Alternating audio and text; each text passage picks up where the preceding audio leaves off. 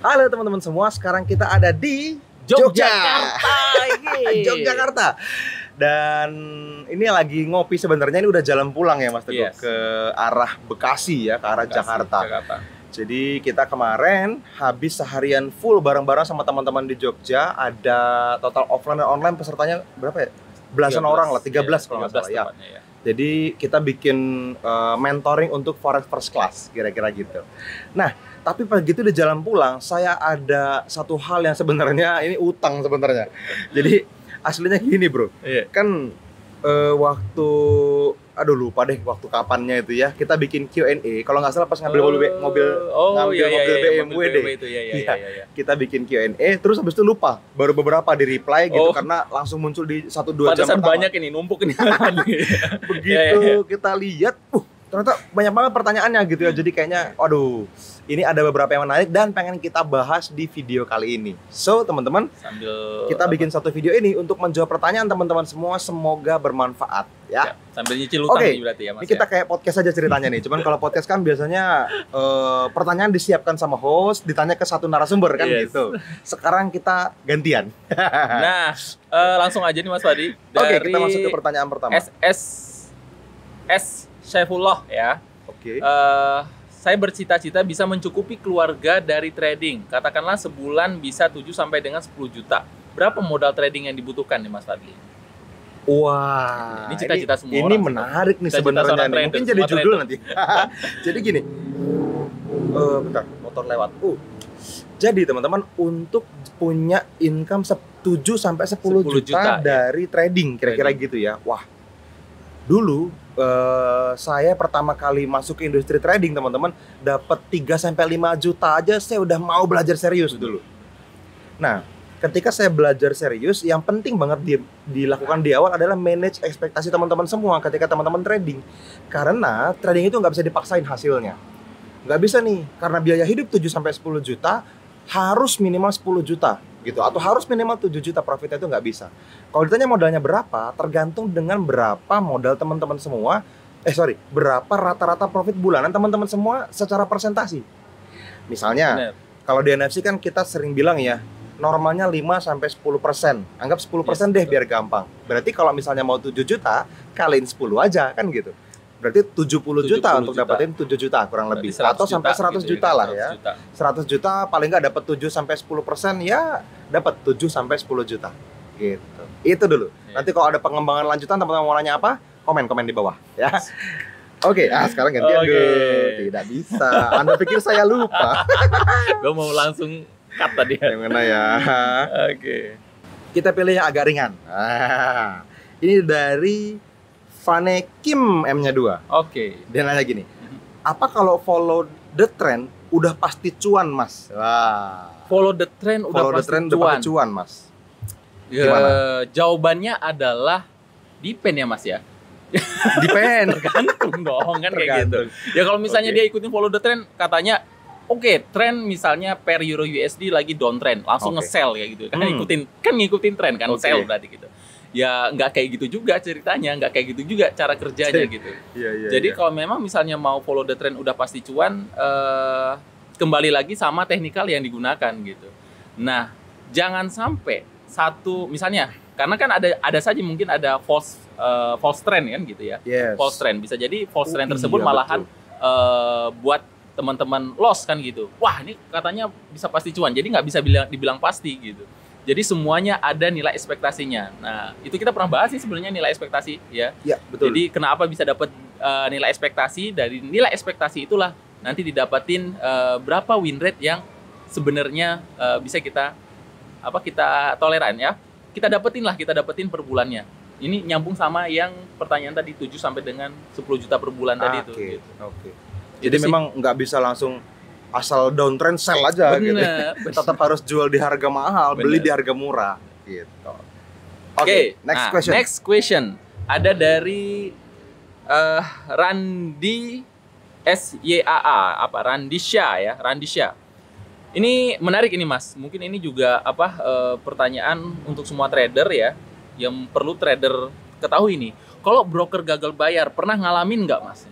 Broker gagal bayar. Bener. Oh, gagal bayar berarti gini dong. Kalau broker gagal bayar berarti potensinya kemungkinan yang terjadinya adalah profit kita tidak dibayar. Betul. Atau kita withdraw tapi nggak Withdraw nyampe tapi gitu nggak ya, nggak nyampe, dapet yes. kira-kira gitu.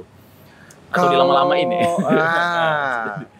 Sebenarnya gini teman-teman, ketika teman-teman milih broker ini penting nih. Milih broker yang mesti yang bagus lah, minimal yang agak bagus atau pernah dapat testimoni dari teman-teman trader yang lebih dulu trading dibanding teman-teman semua.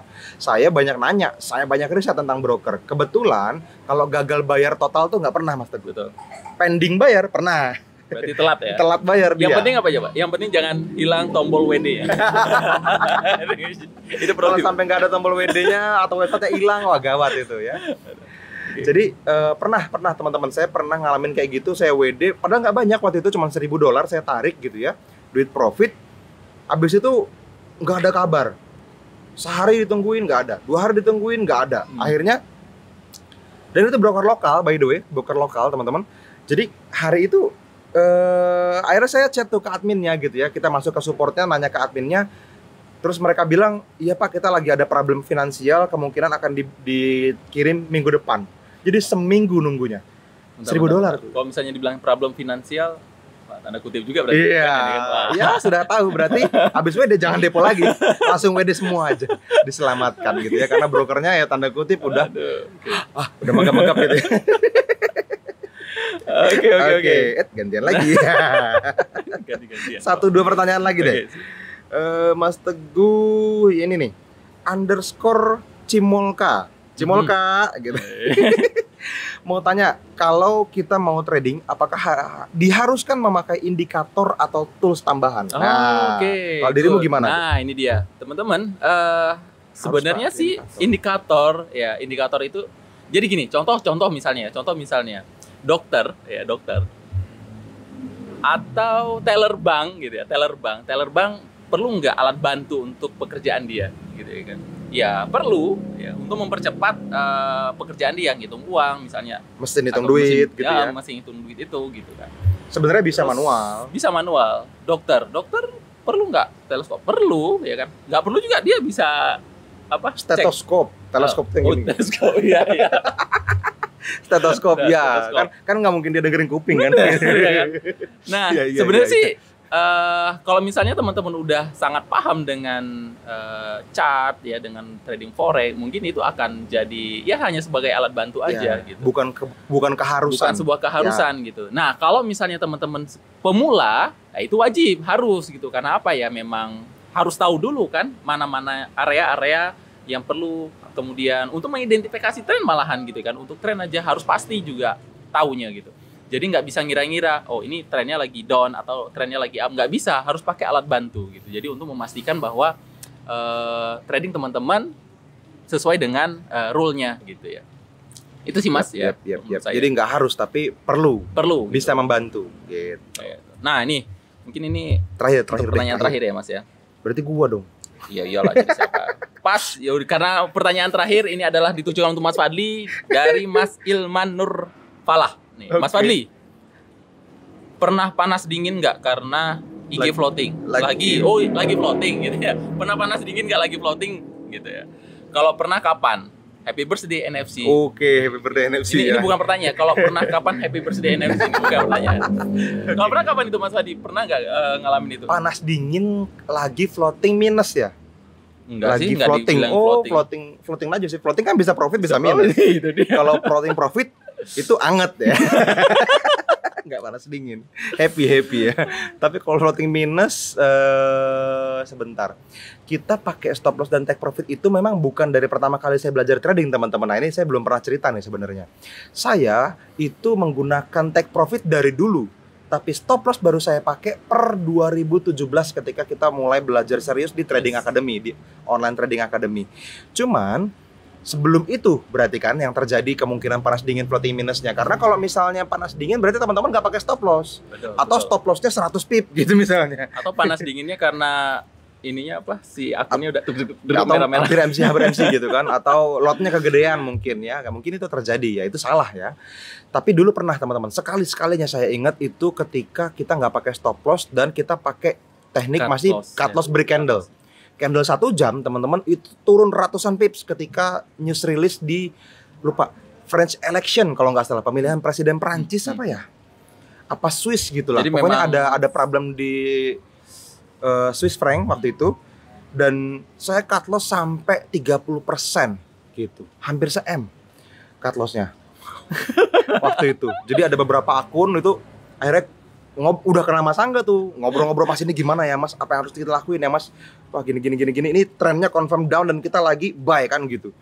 Wah nggak bener nih, wah nggak bisa nih, kita lihat fundamentalnya kayak gini, technicalnya kayak gini, confirm nih harus di cut loss, dan ya udah di cut loss. Gitu. Yang penting ada jadi diselamatkan, karena kalau sampai margin call kita bodoh banget bodoh, gitu, itu memang. dikeluarkan dari permainan. Jadi itu pernah terjadi teman-teman. Nah tapi sejak itu udah nggak pernah lagi.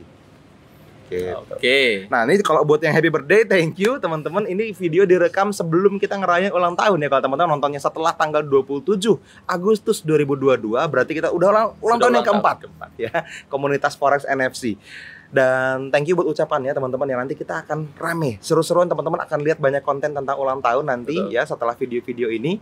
Dan buat teman-teman yang belum berkesempatan hadir, kalau nontonnya sebelum 27 Agustus, bisa cari di bawah video ini tuh ada biolinki.co/Nusantara Teredukasi. Teman-teman klik, teman-teman masuk ke chat WhatsApp, teman-teman pilih siapapun yang ada di sana dan bilang, "Mas, saya mau hadir ke seminar ulang tahunnya NFC."